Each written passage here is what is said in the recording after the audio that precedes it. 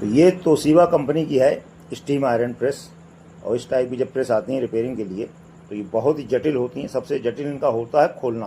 तो सबसे पहले इसको सीरीज में लगा के देखते हैं। इसमें ना तो कोई इंडिकेटर चल रहा है, ना सीरीज में हमारा ये बल्ब जल रहा है, तो एकदम से डेड है। तो इसको खोलने के लिए सबसे पहले देखें तो पीछे खाली है कि कवर एक पेंच दिखाई पड़ेगा। इसको आप खोल लेंगे, लीड वाले यहाँ पे एक क्लिप पत्ती लगी है तो उसको खोल लेंगे। अभी भी खुलेगा नहीं और फिर दिमाग लगाएं कहाँ से खुलेगा। तो देखिए यहाँ ये जो नाभ लगे हैं जिनसे फुहारा निकलता है, इसको आप पतले पिचका से उड़ाड़ेंगे तो निकल आएगा, क्योंकि लाख से फंसा होता है, इसमें पेंच नहीं लगे होते हैं। ये निकल गया। इसी तरीके से बगल वाले को भी निकाल लें, ये इस तरीके से निकल आएगा। जब ये निकल जाए तो इसके नीचे एक पेंच लगा होता है, ये देखिए। उसके बाद आप पीछे से पुश करके उठाएंगे तो ये निकल जाएगा आगे का हिस्सा। अभी भी ये नहीं खुलेगा। अब देखिए इसके अंदर एक पेंच और लगा है, इस पेंच को भी खोल लीजिए, यहाँ निकल जाएगा। इसके बाद भी अभी फंस रहा है तो इसका मतलब कहीं और पेंच लगा। अब ये फुहारा जो लगा था उसके नीचे एक पेंच लगा है। तो इसमें इतने ज़्यादा पेंच होते हैं कि खोलते खोलते आदमी थक जाता है। अब देखिए 3 पेंच अब यहाँ लगे हुए हैं। इन तीनों पेंचों को खोलेंगे, फिर इस नाप को निकालें। कभी कभार इसके नीचे भी लगे होते हैं, ये वायर लगा है, इसका भी काम होता है।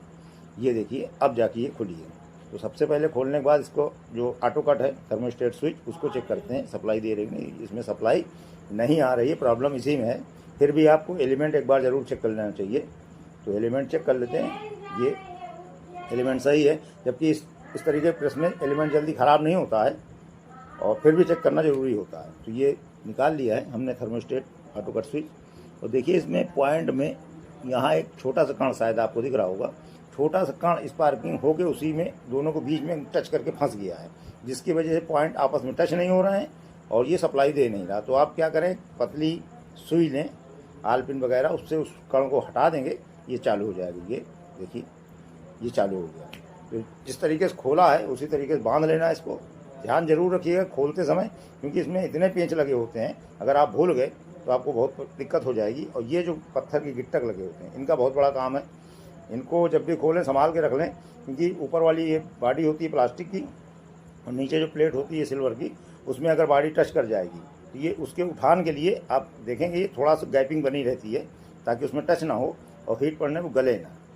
तो जहाँ जहाँ जो पेंच खोले थे उनको उसी तरीके से फिर से बांध लेना है। बांध के ऊपर वाला कवर लगाना है, जो ये नाब निकाले थे यहाँ पे पेंच लगाने हैं। उसके बाद ये नाब लगा देने हैं, क्योंकि ये लाक में होते हैं, आराम से बैठ जाते हैं।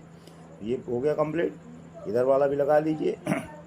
और उसके बाद यहाँ पे जो हमने वायर निकाला था वो उसका ये देखिए चालू हो गया है। और इसको चालू करने की किर की आवाज़ आती है, तो फिर से ऑन करते हैं। ये देखिए, तो ये जो नाब लगा था इससे आगे फुहारा निकलता है पानी का, और इधर वाले से नीचे स्टीम भाप निकलती है। तो ये